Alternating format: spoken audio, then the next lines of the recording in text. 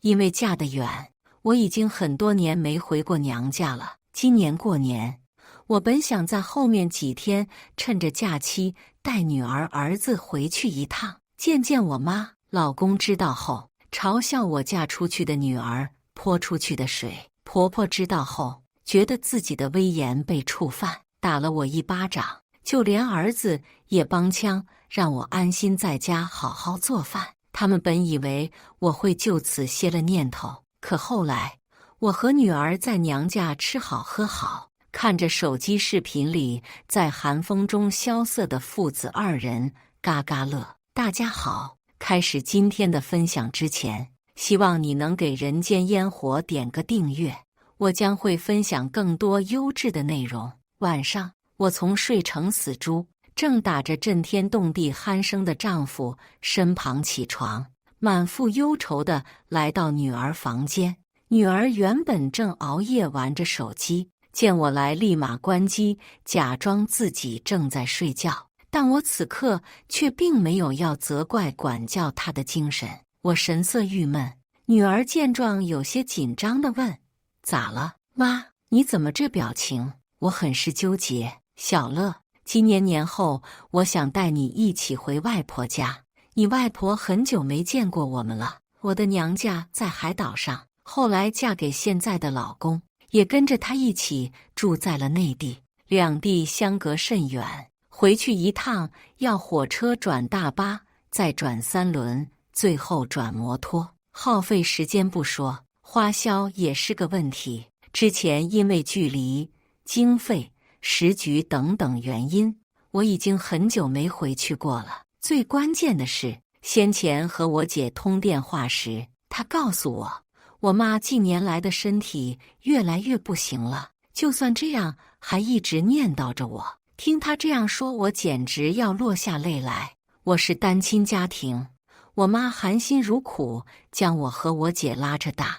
可现在我却不能在她身边孝敬她，这就算了，好几年了，连面也见不了一回。今年不管说什么我也要回去。对比我的忧愁，女儿显得不以为意。妈，你想回就回呗，正好我也好久没见外公外婆了，可是我还没想好怎么和你爸他们说，不知道他们愿不愿意。这有啥愿不愿意的？你又不是去干嘛，不就去趟外公外婆家吗？你明天吃饭的时候和他们说一声不就好了？怎么和你说呢？哎，算了，明天就明天吧，再不说买票也来不及了。我看了女儿一会，叹了口气，随后转身出去了，来到儿子房间。儿子房间灯火通明，他正打着手游，嘴里不干不净地骂着什么。我皱眉，还是按捺住了想要脱口而出的教训，和儿子说了想带他一起回娘家的想法。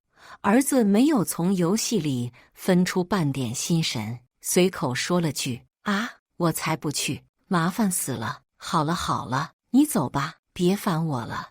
我郁闷地回到房间，在打着鼾的丈夫身旁重新躺下。在此之前，我也和老公说过这件事，不过他的反应和儿子一样，只当我在痴人说梦。我决定明天找个机会正式和他们说一下。我闭上眼，强迫自己不要再胡思乱想，把耳塞戴上，隔绝老公的大鼾声后，我也陷入了睡眠。第二天我早早的就起了床，随便洗漱一番，然后着急忙慌地来到菜市场买菜。想当年我也是少女一个，现如今已经练就了和菜贩子吵架800回合只为便宜1毛的本事。买完菜后，我又赶回家，给一大家子做早餐，随后又是洗衣服、扫地、拖地、晒衣服，一早上就这么过去了。午饭老公不回来吃，我就随便弄了点，挨个叫人吃饭。他们吃饭的时候，我在厨房收拾残局，等他们吃完，我才刚吃上饭。每天一模一样的流程，毫无变化地干了10几年，一边吃饭一边刷着朋友圈。这时候我才有了点喘息的时间，看着朋友圈里曾经的同学，此刻要么在外旅游，要么事业有成，人生美满，内心不禁一阵恍惚。我娘家条件不好，小时候我妈把我和我姐带大就已经是万般不易。我姐读书不好，我从小却是常年在前3名。为了能供我上学，我姐辍学外出打工，每个月给我寄钱供我读书。曾经我也满怀期望，要好好读书，干出一番大事业，让姐姐和妈妈过上好日子。可毕业没几年，我就认识了现在的老公，信了他当时的承诺，结了婚，怀了孕，然后为了带孩子辞了工作，成了家庭主妇。刚开始是孩子小，离不开，后来是婆婆搬来和我们一起住，为了照顾他们脱不开身。再后来，我也不敢回到社会中去了，害怕自己与社会脱节，被人笑话。当初还想着要让姐姐妈妈过上好日子，可现在每个月给他们买点东西，都会被公公说，骂我拿家里钱补贴外人。和老公说，他总是叫我让着点老人家。到晚上，老公下班后会回来吃饭，照例是要一大家子聚一起吃。公公不吃辣，儿子不爱葱姜，女儿爱吃糖醋排骨，老公不吃鱼。谨记这些忌口，我小心谨慎地备好了一大家子的吃食。等大家都吃得差不多后，我斟酌开口：“老公，我妈最近身体不好，我今年真的想回去看看她。”刘亮本来在喝汤，闻言咂巴了下嘴，嗤笑一声：“都说嫁出去的女儿泼出去的水，你一天天的老往娘家跑干什么？别人看见了还以为我对你不好呢。”我沉默了一会，开口道：“我都有5、6年没回去过，更何况是因为我妈身体不好我才……”我还想反驳些什么，这时候婆婆打断了我的话。婆婆有些嫌弃地瞥了我一眼，说：“得了，小芬，过年你就老实待在家里帮帮忙。你既然都嫁过来，就别老想着有的没的，也别老是给你妈那里寄东西，整天什么事也不干，胳膊肘竟往外拐，真是的。”儿子也在一旁玩着手游，漫不经心地说：“妈，年后再去呗，你走了家里来亲戚怎么办？谁做饭搞卫生啊？”我内心一阵委屈，我寄的东西都是家里没人要的。刘亮干的是食品行业，公司经常会发本品牌的产品给员工当福利，家里人都吃腻了，经常拿回家来一动也不动，待到过期然后扔掉。我挑选了一些他们不爱吃的，临期的寄给我妈，想让我妈也尝尝。我妈辛辛苦苦把我养大，早年间吃了多少苦，我只想尽最大的努力让她过好一点。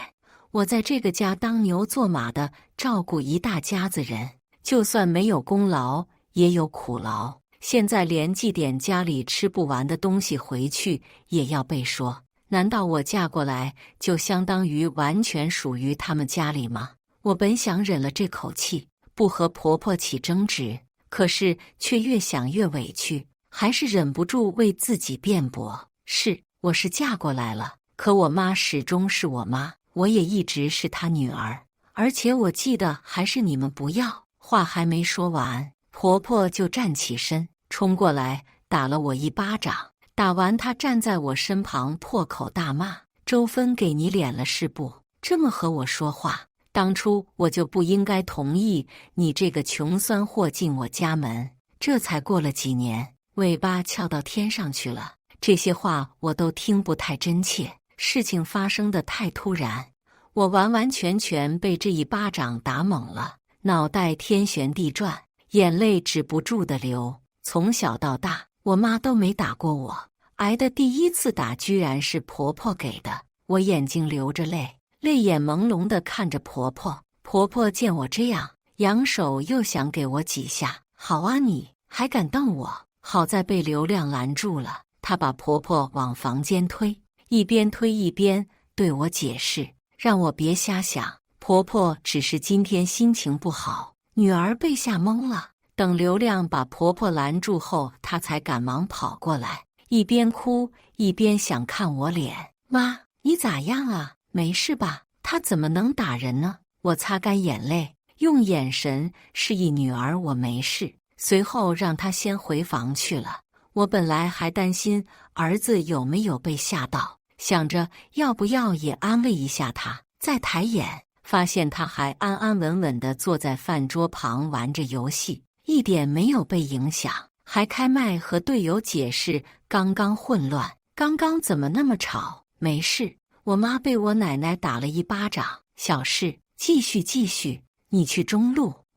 这一瞬间我心都凉了，刚想和她说些什么，刘亮从婆婆房里出来了，她看上去也有些愧疚，走到我跟前，阿芬，别放在心上，我妈她也没别的想法，可能就是今天心情不好，我帮你收碗筷吧。说完，她手法生疏地开始收碗和盘子。我看着她没有动，我还是要回我妈家。我看着刘亮的背影说道。刘亮手没停，低着头的回复我：你怎么还在说这事？你明事理一点不行吗？我不想和你吵，我们别聊这件事了。我没应声，就看着刘亮收拾。家里吃完饭从来都是我收拾碗筷，除了有时女儿会帮我，其他人都装没看到。刘亮基本上没干过这种活计，盘子也不知道怎么叠，他把小盘叠在下面，大盘垒在上面，摇摇晃晃。我没提醒，终于盘子撑不住了，从桌子上摔了下去，砰啷一声，四分五裂。就像我与他们的感情，我不会放弃的，我一定要回去。婆婆打我的这一巴掌，我也一定会加倍奉还。我不好过，大家也都别好过。我敛下神色，让刘亮先去洗漱，我来收拾。刘亮没说什么，走了。听到外头传来盘子碎裂的声音，女儿有些担心，从房间里走了出来。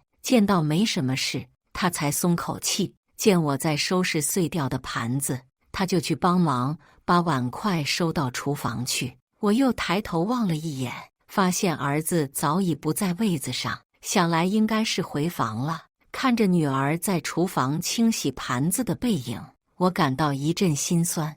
我承认我以前是有些偏心儿子的，当初第一胎生了女儿，婆婆对我很是嫌弃。刘亮虽然没明说，但我也能感到他的失望，因为这样我对女儿也不怎么上心，只想着赶紧把身体养好，再拼一胎儿子出来。好在下一胎终于生了个带把的，婆婆才对我缓和了神色。后来因为他们的态度，我也更偏向儿子一点。平日里儿子和女儿发生了冲突，我也是让女儿多忍让他一点。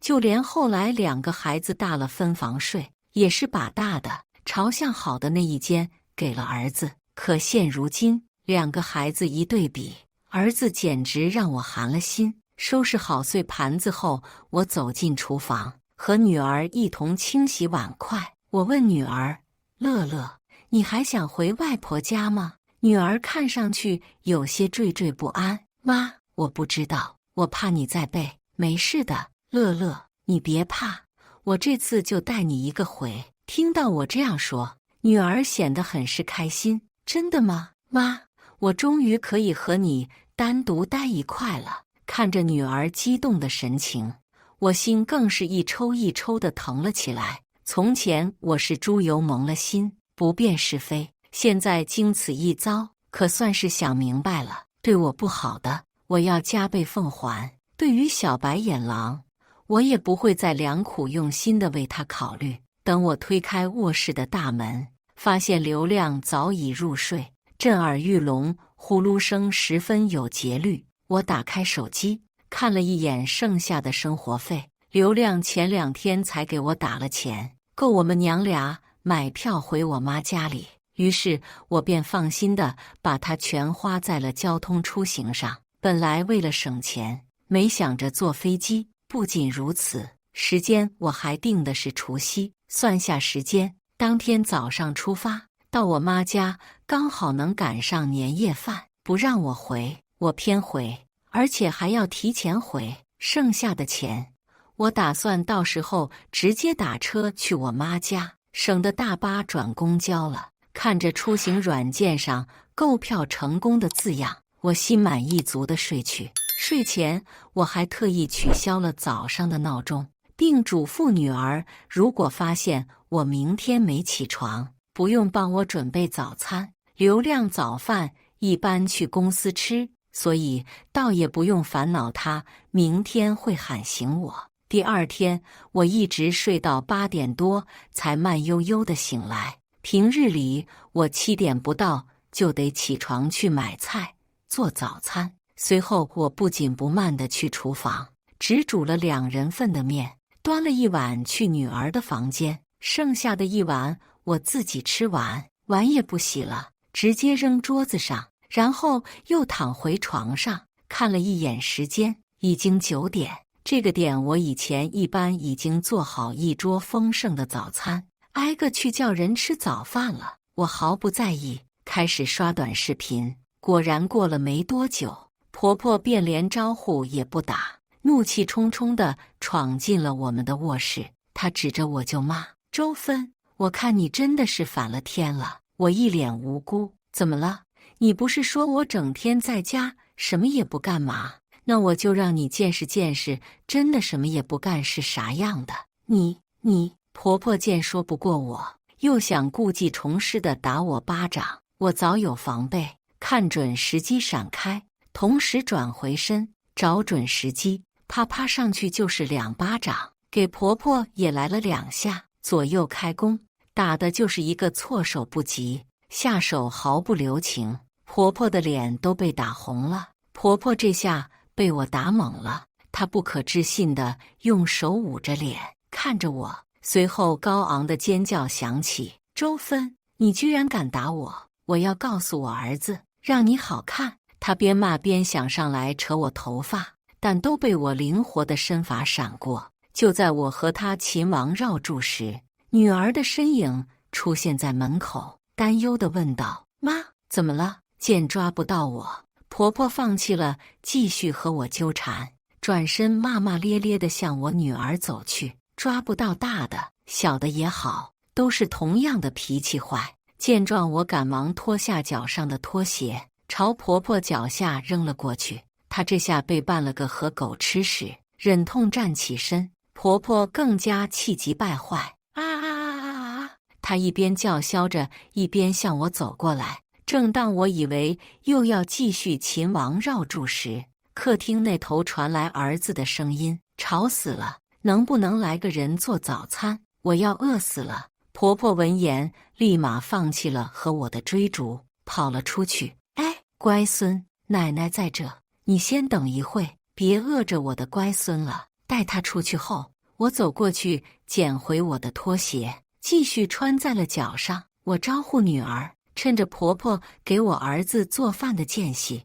，2个人换好鞋子溜了出去。出去以后，我和女儿去逛了会商场。我很少来商场，相比于商场，菜市场的菜和杂货店的日用品更加便宜。为了精打细算，我基本很少踏入商场，来了顾忌消费，也不敢乱买东西。今时不同往日，我目不暇接地看着周围新奇的一切。在家里当家庭主妇，日子天天围着家人转，就连刷短视频也只看一些无脑短剧。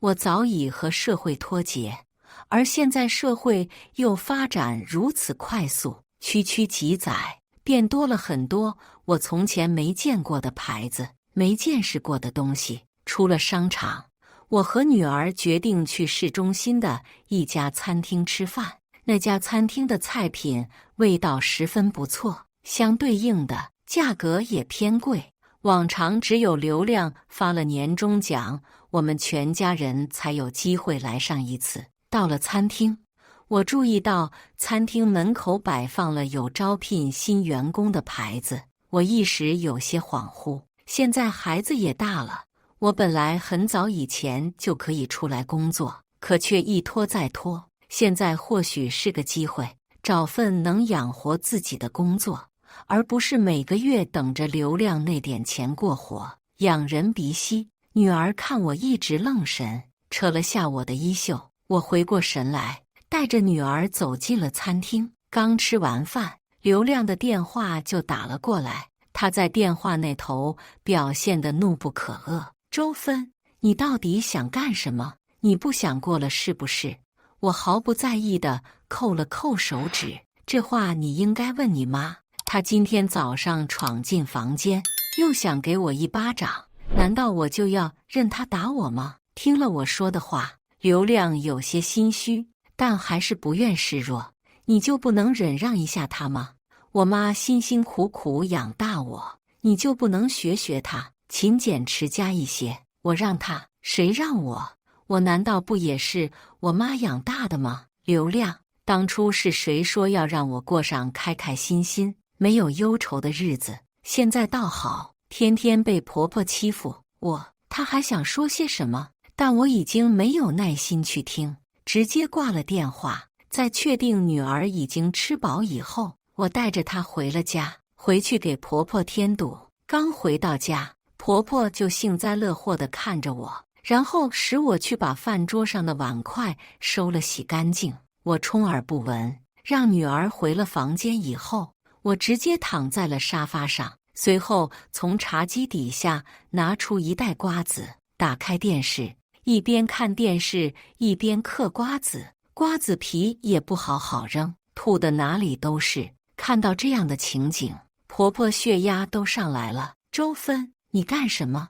我不以为意地继续乱吐瓜子。我没干什么呀，流亮让我学学你，我照做了呀。你平时不就这样？气急败坏之下，婆婆又想上前对我动手，我直接抓住她的手，冷冷地看着她：你敢动我？早上的事你是忘了？婆婆悻悻收回手，放下狠话：等我儿子回来，我让你好看。我才不管他，继续嗑瓜子。没一会，婆婆终于看不过去，拿着扫把垃圾铲过来扫。看她这样，我随手抽起几张纸巾，装模作样的擤了擤鼻涕，然后将纸巾乱扔。周芬，你偏要和我对着干是不？原来她也知道这种行为会给收拾卫生的人带来困扰。我冷笑了一声，起身去洗手间。出来的时候也不蹭干鞋子，将水踢踏的哪里都是，然后继续回到沙发上嗑瓜子。婆婆拿我没办法，也不肯继续收拾卫生，逃避似的躲回了房间。到了要准备晚饭的时间，我继续不管不问地看电视。我不怕饿，婆婆可不敢饿着她的乖孙和儿子。果不其然，没一会婆婆就拉着一张脸从房间里出来，动作粗鲁地做起了晚饭。等流亮下班回来，看到家里乱糟糟的模样，她重重皱了下眉：怎么回事？家里怎么这么乱？婆婆见她回来，就像见到了救星，赶忙上去大倒苦水。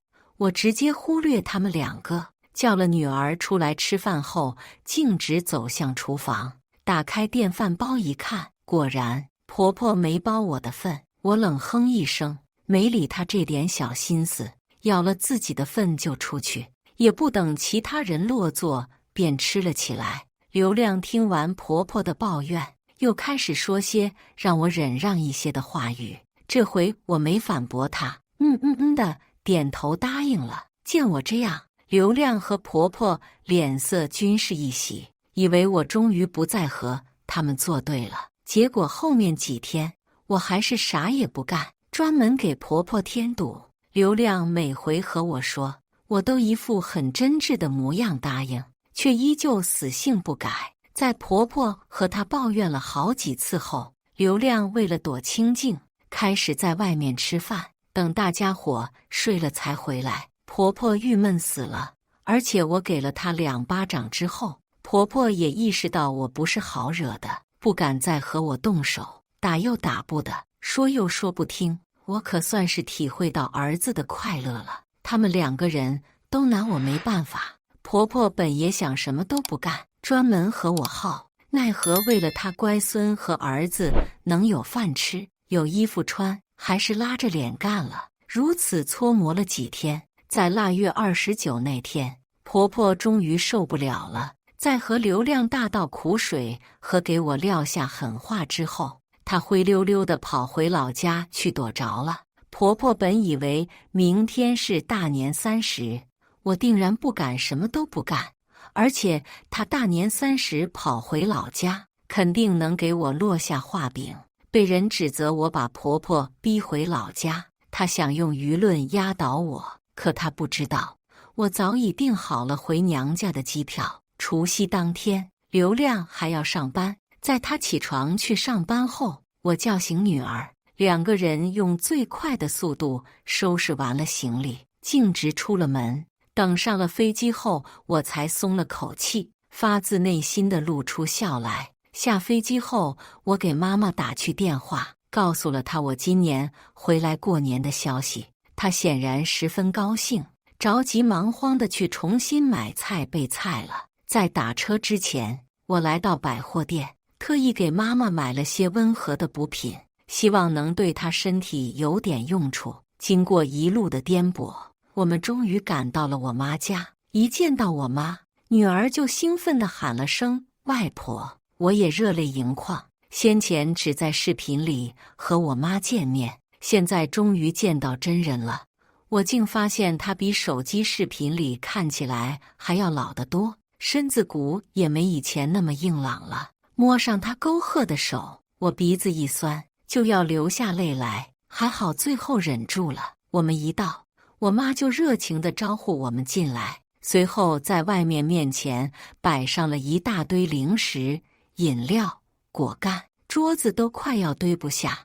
我姐在视频电话里面见了，笑着说我妈这是把家里所有存货都拿出来了。对于我在除夕跑回来这件事，她没多问，只悄悄和我说了一句：“芬芬，不管你做什么事，我都支持你，别怕。”我差点又哭出来。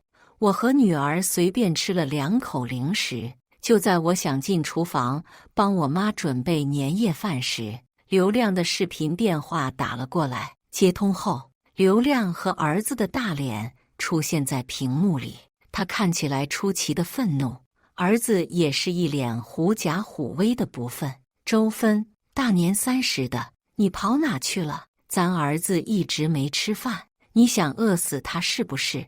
儿子也在那头埋怨道：“就是啊，我午饭都没吃呢。”对于儿子，我真的不想再说什么。厨房里有菜有肉，他也不肯动手做点吃的，非要人把菜端他面前才肯吃。而且中午的时候，他给我发了消息，让我赶紧回来做饭给他吃。从前我向来都是秒回他的信息，可这次我一直没回。他也不担心我是不是出了什么事，只关心自己没饭吃。想到这，我不禁再次庆幸，还好这回没带儿子一起走。看着父子俩有些憔悴的脸，我心里暗爽无比，又往嘴里扔了颗花生米。我才答道：“我不是说了吗？我要回我妈家。”刘亮看到我这副死猪不怕开水烫的样子，火了：“周芬，凡事有个度，你能过就过，不能过我们就离婚。”要是哥以前听见他说这样的话，我肯定已经慌得六神无主。可现在我明白了，我一直有妈妈的支持，我可以去做我想做的任何事，不用再因为别人委曲求全，不需要再仰人鼻息，在家里伺候一大家子人还被冷嘲热讽，不需要每个月卑微地向丈夫要钱，哪怕这钱是用来买菜买日用品。离了更好，我还可以自在的生活，更好的孝敬我妈。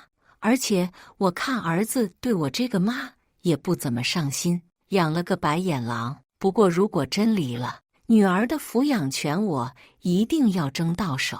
我神色淡淡：“好啊，那就离。”听我这样说，刘亮反而慌了起来：“小芬，你瞎说啥呢？孩子就在旁边。”我开玩笑的，有什么事咱们好好商量。我妈那边我会去沟通的，她人老了，脾气喜怒无常也是正常的，你多担待些。原来他也明白他妈的无理取闹。我垂下眼睫，毫无意义地笑了一声，等我回去再说吧。说完我便挂了电话，后面任他再怎么发消息打电话过来也没理。女儿有些不舍地问我：妈，我们还要回去呀？可是我不想再和奶奶一起住了，她老是无缘无故地骂我。我心疼地拍了拍女儿的背，别怕，我们过几天再回，妈向你保证，奶奶不会再挑你刺了。一直在我妈这住着虽然很好，但始终不是长久之计，唯有回去才能一次性地解决所有问题。我不要他们一时的退让，我要绝对的话语权。在我妈家住的这几天，我带着她和女儿一起去逛了商场，在那里吃饭看电影。我还带我妈去体验了一把按摩，去医院体检。我妈表现得很是兴奋，连连称奇。我姐虽然嫁得不远，回来很方便，可她工作忙，时间上不方便。虽然时不时会给我妈打钱，叮嘱她吃好玩好，但我妈节俭惯了，不愿意出去花钱。看着妈妈高兴的脸，我也心满意足地笑了。多年的亏欠终于在这一刻补偿了一点点。在临走前一天，我妈的体检报告终于出炉，所幸并无大碍，只是有些气血不足。我这才敢放心地带女儿离开。走前，我向我妈保证，我以后一定会常来看她。她点点头，眼神里充满了期待。告别娘家，经过一番舟车劳顿，我回到了刘亮家。打开家门，刘亮和婆婆还有儿子正坐在一起吃饭。见我回来，刘亮眼睛一亮，婆婆则是满脸嫌恶。她刚想开口说些什么，却被刘亮用眼神示意阻止了。阿芬，回来啦，肚子饿了没？我给你盛饭去。刘亮殷勤问道，边说边想起身去给我盛饭。我制止了他，随意把行李箱放在一旁，然后让女儿先回房待着。接着我开口，咱今天就把话说明白，我和你妈只能有一个人在这个家里，有她没我，有我没她。听到我这番话，婆婆瞪圆了眼，你什么意思？周芬啊，好啊，你个臭不要脸的，我儿子娶了你，真是倒了8辈子的霉。哎呦，我的老天爷呀！刘亮也很是惊讶。小芬，话别说这么绝，什么有他没你的，都是一家人。一家人？我把他当一家人，他把我当一家人了吗？当初我生下周乐以后，就因为她是个女儿，我婆婆，你妈开始拿着你的资料去相亲角，要给你重新娶一个能生得出儿子的新老婆。这是你不知道吧？要不是隔壁阿西路过看见了，我也被蒙在鼓里。还有我生了儿子坐月子的时候，身体正虚着，你那时出差，你妈给我吃的什么？豆腐白菜。她平时带咱儿子都教他什么？妈妈没用，妈妈不好。还有平日里不是嫌我这做的不好，就是那不好。这些为了这个家我都忍了，但现在我真的忍不下去了。我就给你2个选择，要么他走，要么我走。而且他回去又不是没人陪，公公还待在老家等他照顾。一口气把这些年受的所有气说出来后，我心里轻松了很多。刘亮听了瞠目结舌，妈，这是真的吗？婆婆有些心虚，但还是在强装淡定。就算是真的又怎样？儿子，我是为你好啊。刘亮见状无话可说，只能痛心疾首地向我保证他会处理好的。毕竟这么多年的夫妻了，刘亮对我还是有感情在的，而且他也知道自己妈是什么德行。之前不过是一直在装聋作哑，看不见便假装不知道，这下被我扯下最后一层遮羞布，他不得不权衡利弊，做出应对。婆婆见情况不对，开始撒泼打滚。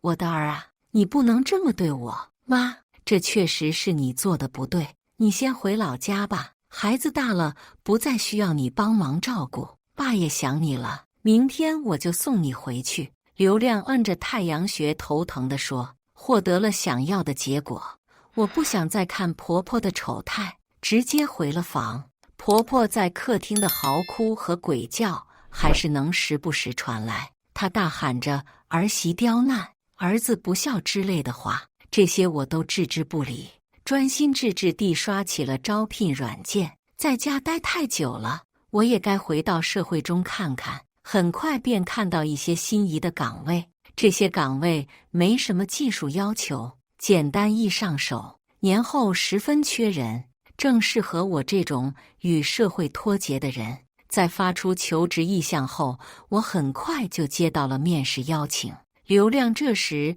也刚巧回到房间，我告诉了他我明天要去面试新工作的消息。接二连三的变故简直要让刘亮站不住脚跟，他错愕地看着我：“那你去上班了，孩子谁来照顾？你又叫我把我妈送走。”最后一句他放低了音量，含糊地说。我没理他这点抱怨，回答道：“孩子都老大不小了，不再需要我事事亲力亲为，而且我中午和下午的空闲时间长，会回来做饭。”刘亮蠕动嘴唇，还想说些什么，最后还是自暴自弃地躺到床上，用被子蒙住自己。我随便你吧，我看你能不能坚持下去。第二天，刘亮正好休假，昨天晚上他也不知使了什么手段，让婆婆同意了回老家去。这天大早，婆婆就拎着行李，神色怨怼地出门上了车，全程一言不发。我则是在一旁幸灾乐祸。上车临走前，婆婆还不忘摇下车窗格应我一句：“周芬，善恶有报，你等着吧。”笑话，如果真的是善恶有报，那她已经早下地狱了，哪里还轮得到我？我勾唇一笑，回道：“你倒是有自信说这句话，不如先看看自己做了什么。”她还想再呛我几句，刘亮却发动车子走了。看着她离去的样子，我心里别提有多畅快。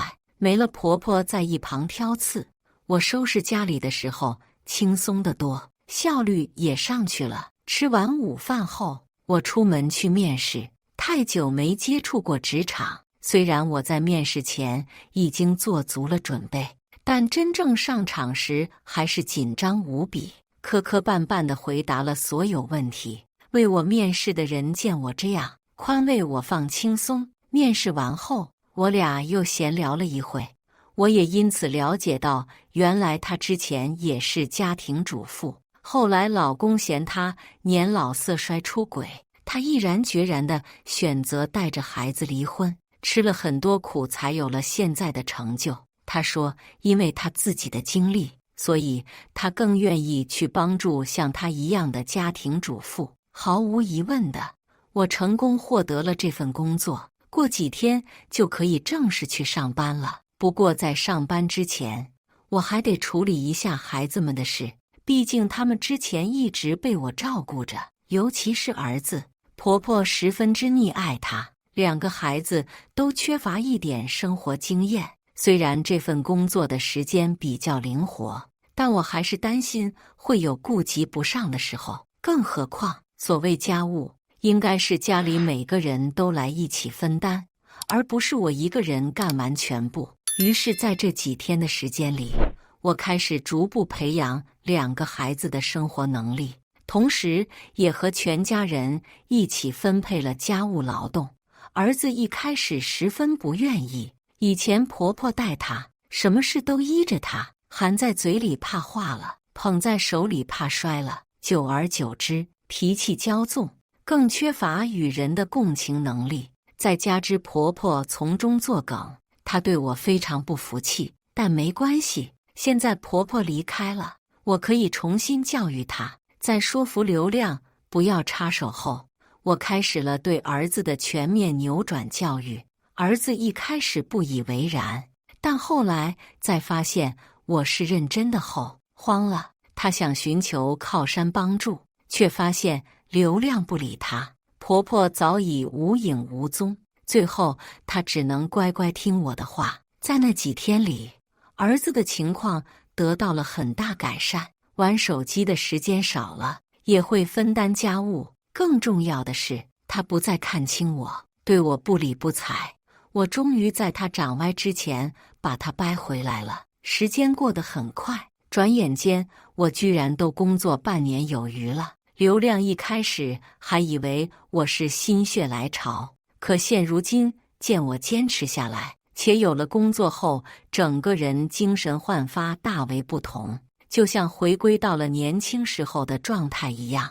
他也替我高兴起来，不再对我唧唧歪歪，有了可以自己拿工资的底气，我也硬气了许多。这些都是我自己可以支配的财产，用这些钱，我给我妈买了很多东西，不用再被人指三道四。等孩子们放了暑假，我还要带他们回一趟娘家，不用再哀求别人的同意，我想回就回。以上就是今天分享的故事。大家有什么想说的、想吐槽的，欢迎在下方评论交流。也更希望能给人间烟火点个订阅，我将会分享更多优质的故事内容。